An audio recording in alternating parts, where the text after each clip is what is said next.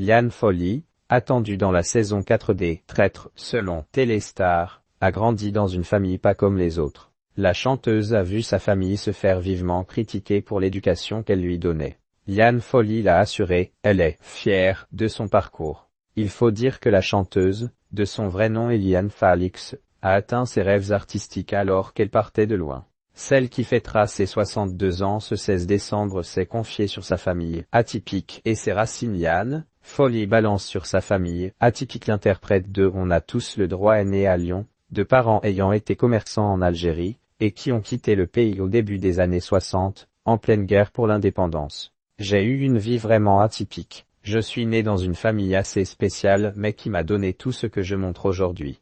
Je suis très heureuse de mon parcours, a-t-elle confié récemment dans une interview vidéo pour Mensuel Magazine, alors qu'elle faisait la promotion de son spectacle humoristique La Folle Reparenthèse et ses concerts de sa tournée Best of. Par an, ils ont vécu la guerre en Algérie, ma mère, elle vient avant, elle est enceinte de 3 mois, mon père la rejoindra 4 mois après dans un camp où l'on mettait les rapatriés d'Algérie, avait-elle d'ailleurs raconté dans l'émission Un dimanche à la campagne.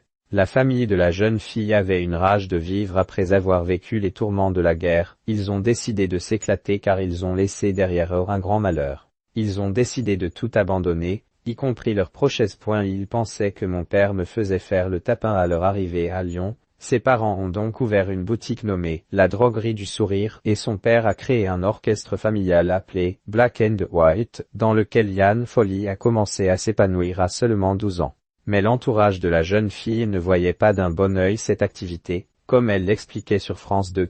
Il pense que mon père me fait faire le tapin, c'est une horreur, et même dans la famille, il n'était pas content, mais malgré le camp dira-t-on, celle qui a été la compagne d'André Manoukian a continué de s'épanouir artistiquement durant sa jeunesse. Liane Folly sait donc qu'elle doit une partie de son succès à ses parents, qui l'ont toujours soutenue jusqu'au sommet de sa carrière.